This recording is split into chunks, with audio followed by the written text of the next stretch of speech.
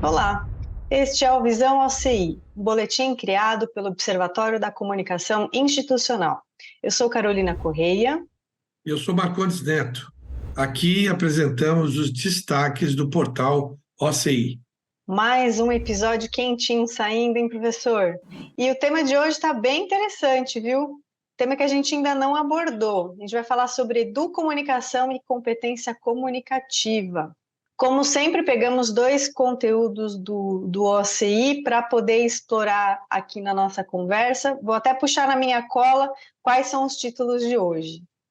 Bom, o artigo de Fernanda Campos, que tem o título Contributos da Educação para o Desenvolvimento de Competências Comunicativas, e também um artigo da Maria Silvia Ferreira Alves de Oliveira, que é a importância da educação midiática e da cidadania digital na formação dos jovens.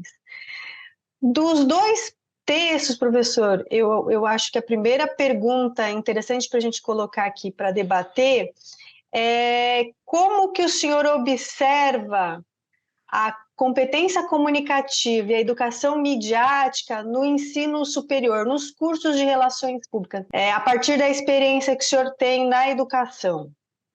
Essa pergunta é difícil. Bom, a competência comunicativa, falando na troca, né, professor-aluno, né, é uma relação de ensino-aprendizagem. Isso não mudou em fundamento, mas em termos de técnicas, bastante. Ah, Espera-se que a escolha de um professor, o concurso público, uma contratação, seja voltada para isso, para a capacidade que esse professor terá de transmitir, de motivar os alunos. Eu vou falar da minha experiência, né? A, a, é cada vez mais desafiador o espaço de ensino-aprendizagem. Eu cheguei, durante a pandemia, a ministrar 4 semestres à distância, que tem os seus desafios próprios, e eu não igualo as duas experiências, eu acho que há uma perda na educação à distância, é, e depois cheguei a voltar ao presencial, mas o presencial ficou muito abalado, porque começou a se permitir o híbrido, então, digamos, metade da turma viria e a outra não, ficaria à distância, enfim, uma dificuldade. Mas a competência é cobrada do professor, do facilitador, enfim, da pessoa que tem ali a função de transmitir.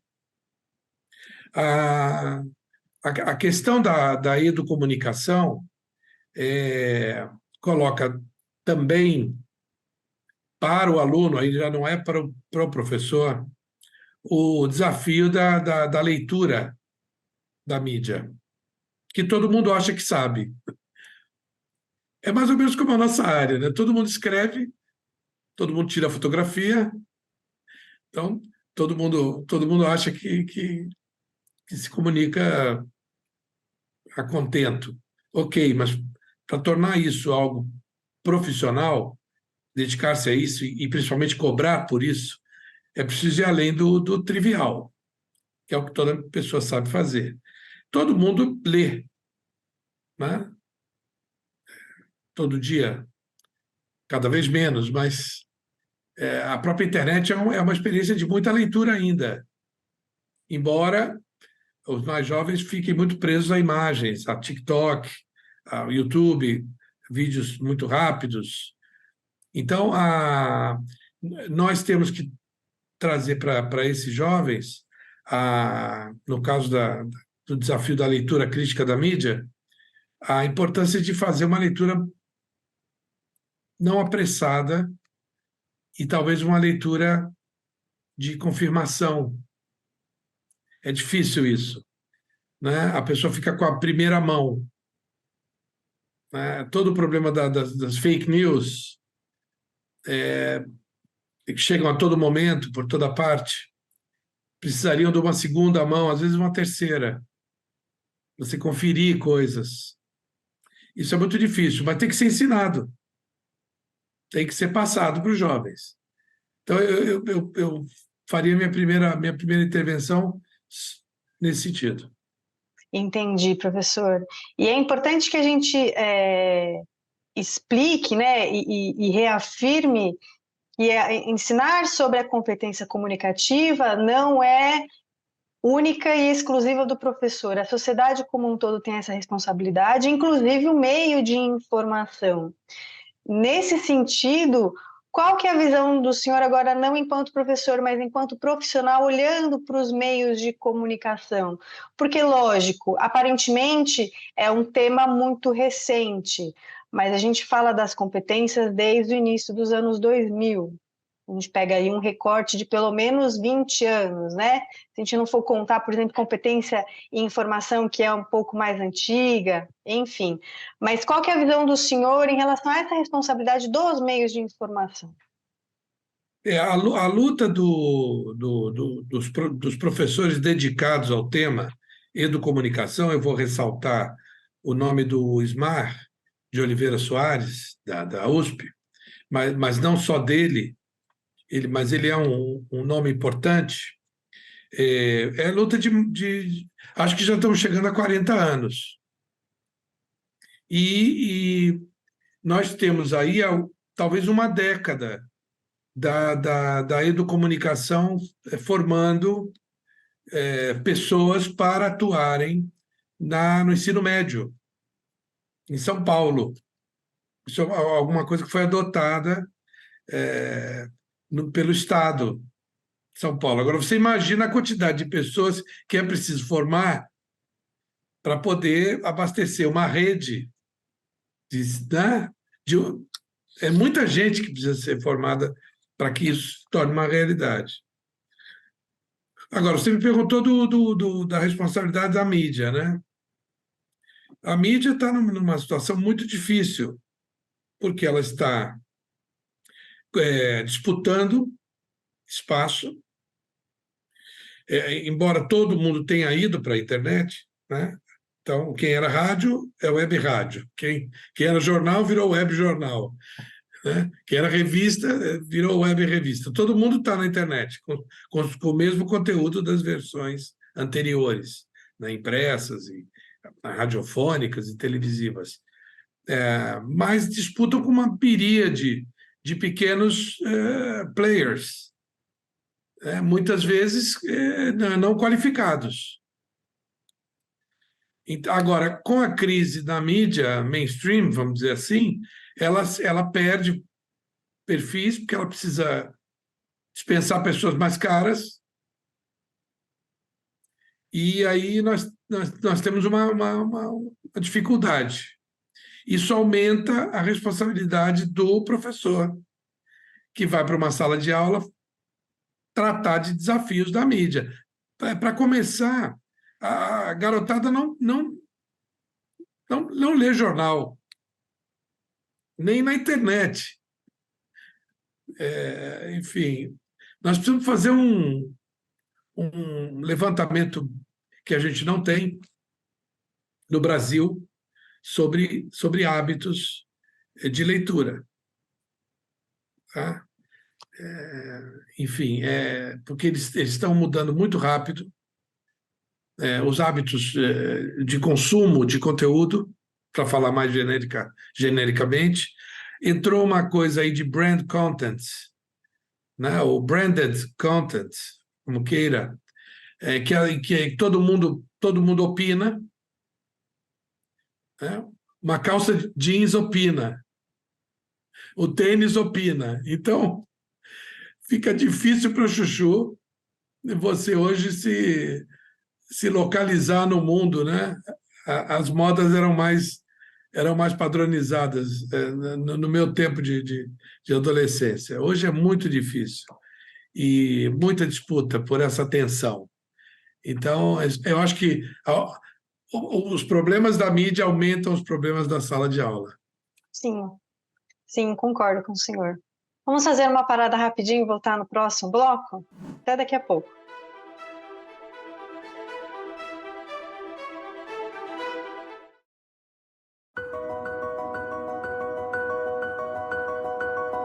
A Criação de Adão, uma das mais conhecidas obras de Michelangelo, traduz o peso das escolhas que nós, seres humanos, fazemos ao longo de nossa existência: tocar ou não o dedo de Deus. A decisão de buscá-lo é inteiramente nossa. E a última falange do dedo de Adão, contraída, representa o livre-arbítrio, o peso e a importância das decisões que tomamos. Neste congresso da Mega Brasil, o tema central busca uma reflexão sobre os impactos e as consequências que os caminhos escolhidos pelas corporações trazem para a sociedade. A comunicação e o legado que as corporações deixam para o futuro do planeta e das novas gerações traduz o peso das decisões empresariais na condução de seus negócios. Elas, como organismos vivos, atuantes e influentes no tecido social, carregam sobre os ombros o peso da manutenção de um planeta saudável e a construção de um mundo mais justo em oportunidades e menos desigual em perspectivas. Convidamos você a pensar e refletir conosco caminhos que tragam perenidade, prosperidade e felicidade a toda forma de vida neste planeta. Nossas boas-vindas ao 26º Congresso Mega Brasil de Comunicação, Inovação e Estratégias Corporativas.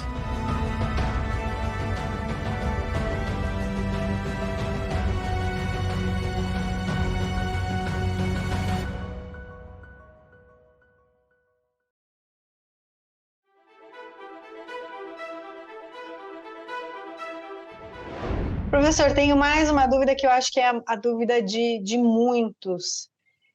Olhando agora mais para o cenário corporativo, pensando no RP enquanto um gestor, qual que é a importância de ter essa competência comunicativa para o exercício do RP? Bom, eu ainda fui educado, talvez você também, dependendo aí das nossas da década, né, em que estivemos na escola de relações públicas, um aprendizado muito particionado, né? Redação para jornal, né? Redação para rádio, para locução, no caso de RP, redação para o audiovisual, no caso dos vídeos institucionais. Tal. Então, nós tínhamos as disciplinas muito particionadas, uma coisa muito de habilitação para tarefas. Isso mudou bastante. Foi necessário. Nós sentimos isso, eu digo nós aqui, um grupo aqui no Rio, no Conherp 1, quando o MEC abriu a discussão sobre as novas diretrizes curriculares, as diretrizes curriculares nacionais. Isso foi colocado em 2009 em discussão. E o MEC pediu sugestões para o mercado. E o Conrep 1 resolveu.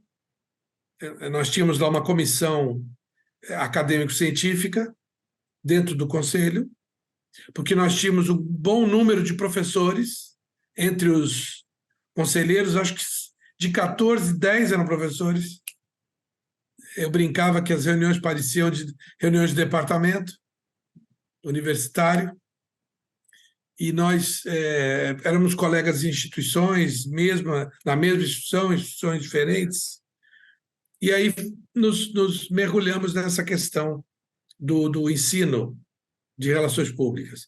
E a gente fez uma outra proposta para o ensino de RP, baseado não mais naquilo que eu sei fazer e ofereço. Seria aquele aprendizado que o Porto Simões criticava dizendo o tarefeiro, né? O profissional tarefeiro. E não mais daquela oferta. Olha, eu sei fazer house organ, sei fazer release, eu sei fazer evento, eu sei fazer cerimonial. Mudando para uma pergunta. né? Qual é o seu problema? E hoje o pessoal fala em dor, né? Qual é a sua dor? Qual é a dor que você está passando aí na tua gestão? Então, nós fizemos isso. Qual é a sua demanda? E aí nós descobrimos aquelas 4 pilares. Isso foi um trabalho conjunto dos 4 R's. Do reconhecimento, relacionamento, relevância e reputação. Então, se a gente entende que RP atua nesses 4 quadrantes aí, nós poderíamos atuar nos clientes a partir das demandas ou dos problemas que os clientes tivessem nessas instâncias. Isso foi muito bacana de ser desenvolvido. Eu fui o relator da proposta, nós mandamos isso para o MEC e acabou gerando depois um livro, primeiro um pocketbook com um documento quase integral do que a gente mandou para o MEC, e eu continuei estudando esse assunto. E, enfim, tem site, tem vídeo, tem entrevista, tem uma porção de coisas que foram produzidas para esse outro modo de abordar. Inclusive, umas 2 agências de São Paulo e uma em Cabo Verde, porque quando você vai para a internet, você vai para o mundo. Aí quiseram adotar os 4 R's como diagnóstico para consultor. Você entra na empresa e começa a fazer perguntas nesses 4 quadrantes. Foi muito bacana. Então, eu acho que, assim como essa proposta foi feita, outras seguramente existem. Eu não estou a par de muitos currículos de RP pelo Brasil, porque eu estou há um bom tempo em escolas de negócios, escolas de administração, mas eu acredito que a tendência é essa, né? Descobrir novas formas de ensino-aprendizagem na nossa área.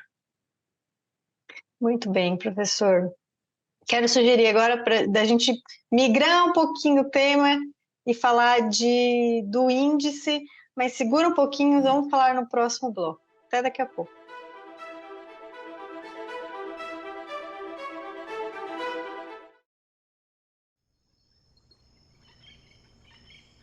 Eu nasci num pé de serra com um horizonte largo. Lá em casa, para onde eu olhasse, era céu. E já nasci cantando. Nem falar eu sabia, já cantava. Cresci assim, desavisada do mundo, sem saber que o amor era uma armadilha. Foi quando ele apareceu, eu era moça, acreditei, porque amava a minha voz. Me arrancou de casa, me jogou na bolé de um caminhão e viajou 2 dias e 2 noites sem nem perguntar se aquele mundo todo me cabia. Depois me trancou numa casa toda enfeitada de amor. Mas havia grades deselegantes nas janelas. Quando chegava do trabalho, trazia algum presente na mão e dizia: canta. E eu cantava. Envaidecida. Mas ontem ele saiu e esqueceu a porta aberta. Eu nem sei onde vim parar. Hoje eu nasci. Hoje é a primeira vez que eu canto. Essa é uma história real.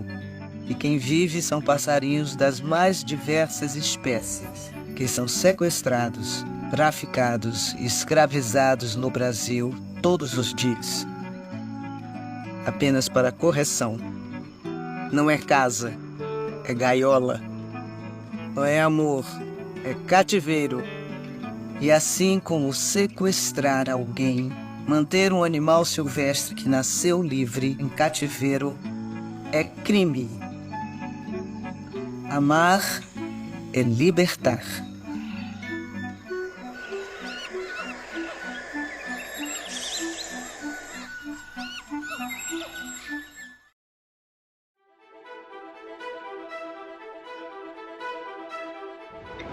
Falando agora de índice de transparência ativa, o professor vem abordando a cada episódio 2 práticas dentro das táticas que foram construídas. E hoje vamos falar sobre a prática 3.7, mascote, e 3.8, garoto propaganda. Explica um pouquinho, professor, como que essas 2 práticas estão situadas dentro do índice. Estamos ainda na instância do reconhecimento. É interessante que a gente acabou de falar nos 4 R's.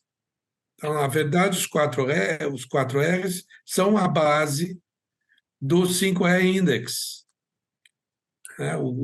Surge depois de um tempo da continuação da pesquisa, surge essa quinta instância, que é a da resiliência. Nós vamos chegar lá no decorrer aí dos nossos programas. Então, hoje nós estamos ainda em reconhecimento, que é a primeira instância, demanda. E falando aí dos quesitos de exame, né? Então, esse quesito 3.7, vou puxar aqui para a minha tela, ele é mascote, né? Se houver, ou potencial mascote. Bom, eu diria que isso já foi mais utilizado pela propaganda, a criação de mascotes. Quer dizer, vamos lembrar de um mascote enorme, né? O urso polar, né? Que aparece nas propagandas, nas peças de propaganda da Coca-Cola na época do Natal. Aqui no manual a gente menciona, né, o frango sadia, né, que é um desenho. Normalmente se buscava também a criação de um personagem em desenho animado, porque se você vai usar uma pessoa é outra coisa, mas se você vai criar um mascote, isso é interessante, porque, por exemplo, no Michelin, você tinha um personagem assim, feito de pneus, né? Essas coisas marcam, essas coisas fazem a gente lembrar. E essa a finalidade de você ter um mascote. Então, quem vai fazer um exame da comunicação de uma organização, encontrando um mascote, vai avaliar se ele é bom, se ele está adequado. E se não encontrar, pode até debater com o cliente se seria o caso de criá-lo, de ter se há potencial para isso. Esse é o quesito. Tem até um exemplo interessante que aconteceu agora recente, da Casas Bahia, que trabalhou com o mascote por um tempo e agora eles voltaram com o garoto propaganda, que é o garoto propaganda de tempos atrás. Você sabe que eu vi, engraçado isso, entrei numa farmácia e tinha uma TV ligada. E eu vi aquele camarada lá, né, que ele fala assim, quer pagar quanto? Exato. Ou ele falava isso. Era o jargão dele. Que eu achava isso genial, como jargão. É claro que teve os problemas, houve problemas no passado, porque, bom, eu quero pagar R$1, e aí, como é que fica isso, né? Então, eu vi a imagem sem som do garoto, né? E parece que ele estava no congelador, né? Porque ele não mudou muito. Enfim, estão explorando justamente isso, né? Já o garoto propaganda da Bombril, ele envelheceu, né? E a propaganda acompanhou isso, né? Enfim, então o mascote era um desenho, né? Com o chapéu. Aquele chapéu de couro, chapéu de couro. Nordestino, né? O Centro de Tradições Nordestinas aqui no Rio tem na fachada um grande, gigante desse aqueles chapéus típicos, desse chapéu, né? Do cangaceiro, enfim. Não sei, deve ter um nome o chapéu, e aqui me falha. Mas agora voltou o garoto propaganda, saiu da mascote.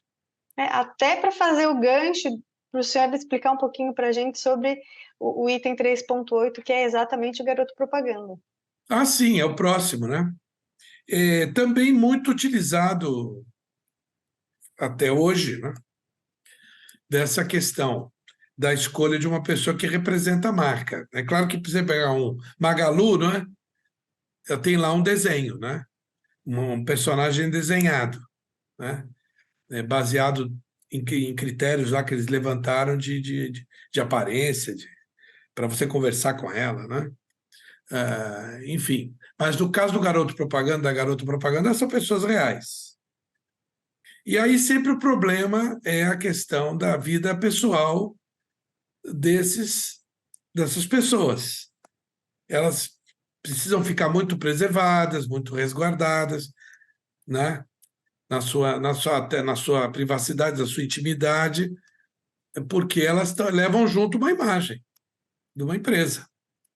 Então, é um contrato rígido de proceder dessas pessoas, porque elas carregam um investimento enorme e representam uma organização.